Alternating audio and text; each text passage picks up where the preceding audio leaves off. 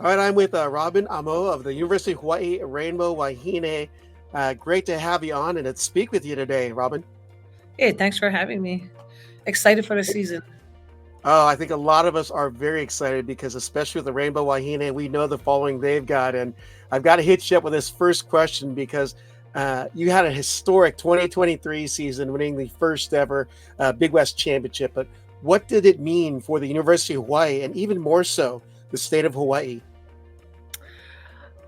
I mean, it was the first one. Obviously, it's exciting.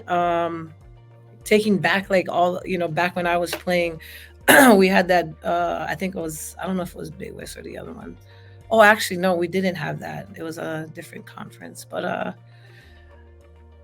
I think it meant a lot more too, because during the, we had some ups and downs during the season. And it kind of just gave us a chance to regroup and come back and kind of show everybody what we got. Well, from that, you receive the automatic berth to the NCAA tournament. That's more of an expectation for your program. Does that add additional pressure for you as a coach to achieve that high level of success for your program? Yeah, I think there's pressure all the time. I think Dave just did an awesome job, and he's just like winning. He's kind of winning and winning. You had Long Beach winning and winning, so that pressure, it's still there um, every year. And I don't know. It's I'm telling you right now, the pressure was there when our team was going up and down and trying to figure out, where we're at team wise, where we're at with our players, and for them to come together, at the end and play well, find the right players to get on the court. I think that was awesome for them. Well, from that win at the Big West Women's Volleyball Championship, you ended up going to the NCAA tournament with a victory over Iowa State before falling to a very good Oregon team. But I mean, obviously, the NCAA tournament is a great experience for your team, but I know you want to go even further in it. How do you find the way to motivate your team to play at such a high level? It is what it is. You got to come out and you got to play. We're definitely the underdogs. That's what I assume. Uh, and you just got to come out and play. Find it. One big thing I do, and I don't know if I don't know if this is good or not, but I asked the girls like, hey, are we getting like the blue chip players? The collegiate scene is now changing. With this whole deals that kids are getting before, and now they can get paid, and all of that stuff. Like, not really blue chip, but they're still great players, and they come and we coach them up, and it's like, hey, this is us, and we don't have the very let's how you say it, the tallest, the tallest. We had Riley and Brooke in this last couple years. Brooke's 5'7", Riley's barely making 6 foot, and they're like our ball handling people. Like on the court, I'm playing against, look at Oregon, and even Iowa. They average what, 6'3".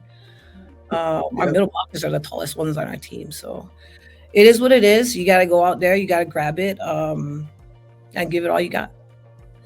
Well, you always seem to be able to coach them up, as you mentioned, but even more so, you're able to coach up even some homegrown talent because if you look at your roster, there are always some Native Hawaiian girls or Hawaiian products that are on your roster who, I mean, honestly, they are not heard of on a national scene, but they end up playing phenomenally for the Rainbow Wahine. Yeah, I don't know if that's me. Well, it could be just a little bit, the little edge that I kind of give them, uh, the kind of chip that you got to have, in Hawaii. Again, we're all kind of. I'm just gonna use the word short here. I think some of our outside hitters are pretty good ones. Are like 5'10", 5'11", and I coach club outside, and it's like we gotta make you guys well-rounded players. You can't just come and just hit. You gotta be able to ball handle. You gotta pass. You gotta play defense, and they end up coming in and they just work hard. Hmm. Yeah. Yeah. One of the responses I saw on one of the questions that was asked of you was, and I don't think a lot of people realize the challenges of having to schedule matches when you're 2,500 miles from the West Coast. But what is it like to try and get non-conference matches for your team? It's definitely hard. Everybody wants that first weekend because they can, kind of go back. Nobody wants to come in like third or fourth weekend because it's over the water, especially teams on the Midwest.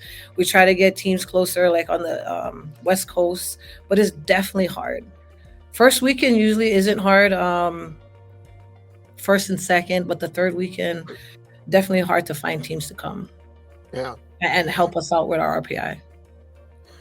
Well, speaking of RPI and non-conference schedule, taking a peek at what you have on the docket for the Rainbow Wahine, you got an intense schedule here. You got USD, Pepperdine, Baylor, and two-time national champion Texas.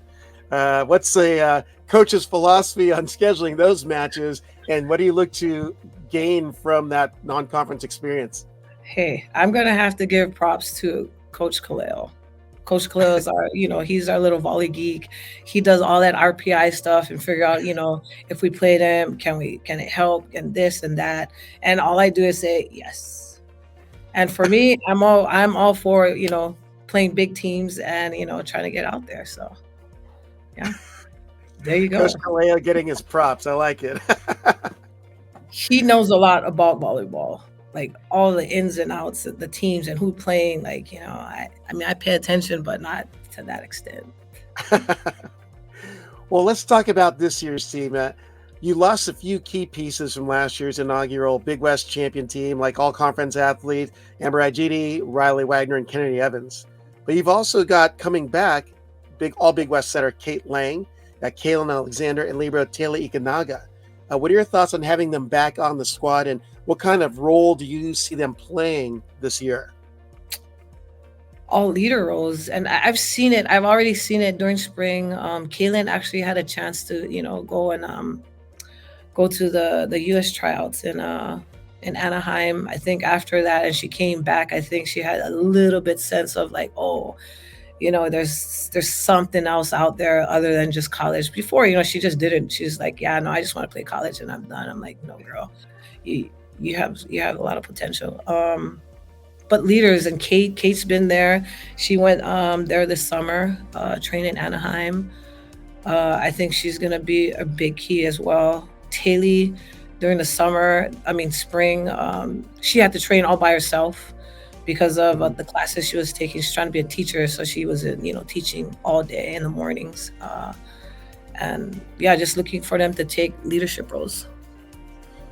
Let me ask you this, because I think if someone is new to volleyball and new to Hawaii volleyball, they don't actually get a sense of your fan base that follows all Hawaii athletics. But I mean, they are some of the most educated fans and so into it. What does it mean for you to be able to have those home matches, be they conference, Big West Conference matches, or even just non-conference playing in the islands?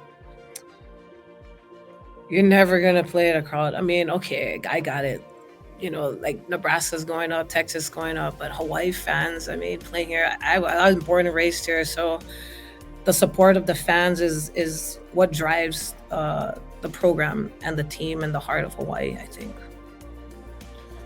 Always a fun place to play at the stand. I'm sure there's the sponsor name with there, but always a great atmosphere.